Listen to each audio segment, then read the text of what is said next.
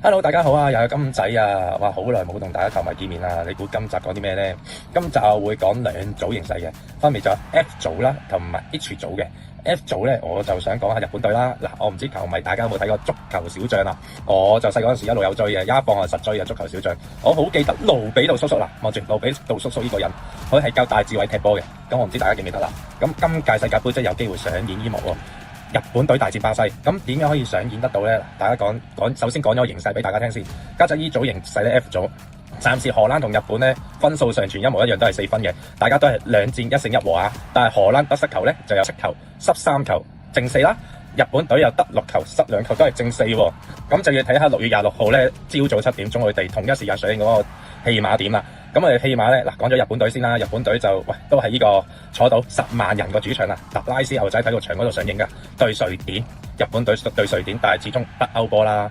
咁佢哋日本隊打北歐咧，暫時睇個形勢啊。日本對瑞典對咗7次國際賽，佢只不過贏咗1次，和咗2次，輸咗4次。但係點解咁咧？因為始終嗰陣時日本隊未冒起啊。咁你都聽到瑞典嗰陣時有個名將叫伊巴希莫域，哇！嗰陣時日本點夠佢砌啊？但係到轉頭講翻近年啊，最近嗰場日本隊可以逼和到瑞典1比1㗎，所以你千祈唔好話冇得打。咁睇翻轉頭啦，荷蘭首第一場對日本都只不過能夠和到2比2嘅喎，但係到翻轉頭啱啱嗰場荷蘭可以大勝到瑞典5個1皮喎。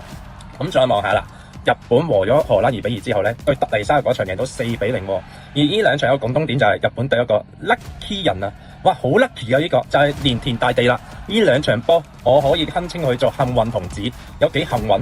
佢首先對荷蘭嗰場89分鐘成功追平，就係用佢無意中嘅後腳個波可以掂到隻腳入網啊！依家嘢幾 lucky？ 你話一場 lucky， 哇，唔夠講啊！第二場對特尼沙一開波4分鐘個波又飄過去個頭嗰度又入網喎，你話幾 lucky？ 所以我覺得如果對瑞典有埋連田大地呢個 lucky 哥在陣，我純粹首推啊！連田大地任何時間入球呢個真係可以買得過，誠意推介啊！連田大地任何時間入球買得過，呢個真係買得過，咁 lucky 嘅。咁呢場如果講翻E組啦， E 組如果首名晉級就會鬥 C 組嘅次名嘅，咁 E 組嘅次名晉級就會鬥 C 組嘅首名。咁頭先我第一時間都講咗啦。咁如果日本隊得失球唔夠荷蘭嚟嘅話，因為始終荷蘭啊同嗰邊同一時間就打特尼西亞，咦，特尼西亞咁豆腐渣嘅後防啊，哇！你點樣受得住荷蘭猛烈攻勢呢？咁日本雖然近期進步神速啫，但係始終對面有北歐球隊啦，後防都有啲保證，好似有冰人啊在陣嗰啲存在啦。咁前邊仲要有約基利斯啊、伊薩克啊嗰啲又要防佢突擊啦，所以我覺得呢場日本隊又會小勝咯，咁正常嚟講，就算日本隊小勝嚟講，都正常就淨係攞到次名啦。嗰邊 C 組呢，我感覺上嗰邊 C 組就正常應該係巴西㗎啦。咁呢場就最經典戰，大家真係必須留意啦。咁講完日本啦，講下一組 H 組啦。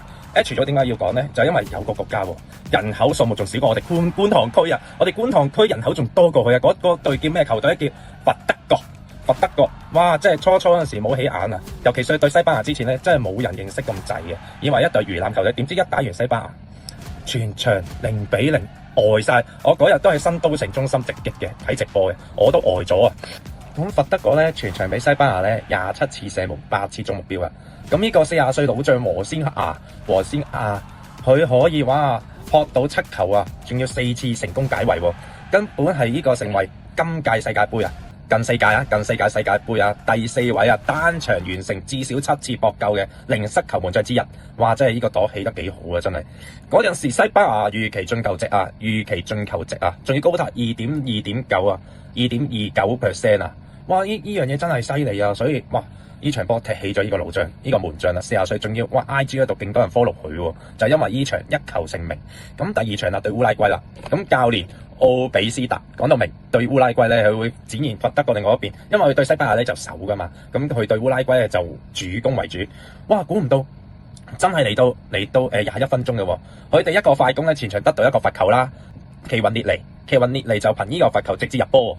哇！簡直跌晒眼鏡啦！哇！連佛德國都識入波，喂！觀塘人口咁大嘅國家都識入波，簡直眼前一亮啦！咁跟住佢仲要之後俾烏拉圭咧上半場臨完場前反擊2比1啦，咁以為佢哋會呢場輸緊啦，唔係，佢下半場咧接近去到61分鐘啊，有個關鍵性嘅入球出現咗啦，就係佢直接對面16號仔奧利華拉嘅接應界外球失誤啊，佢睇都唔睇，諗住 keeper 喺後邊啊。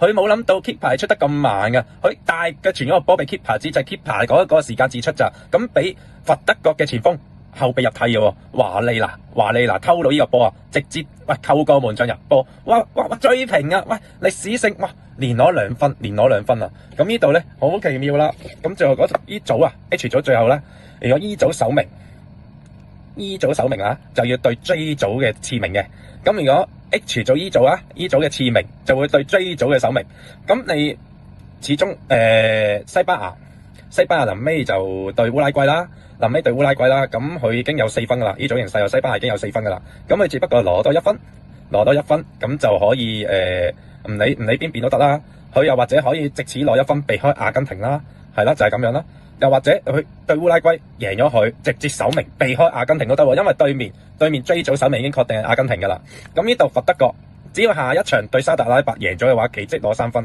咁佢哋就有5分啦。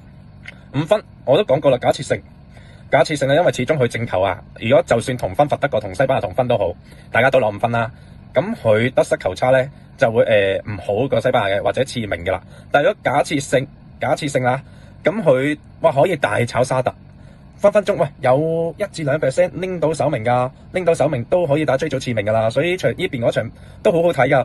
歷史性佛得角如果攞次名對阿根廷，真係可以慶祝㗎啦，呢度真係。所以今集就同你講住咁多先啦，嚟到呢度，大家球迷有啲咩討論咧 comment 咧，記得俾 like 啊，上傳啊，分享啊，或者討論區嗰度留言，大家討論下啦。今集就講到呢度啦，咁多位球迷，拜拜啦。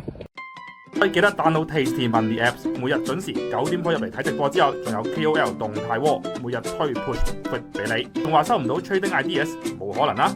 即刻 download Tasty Money App， 一齊股市尋寶啦！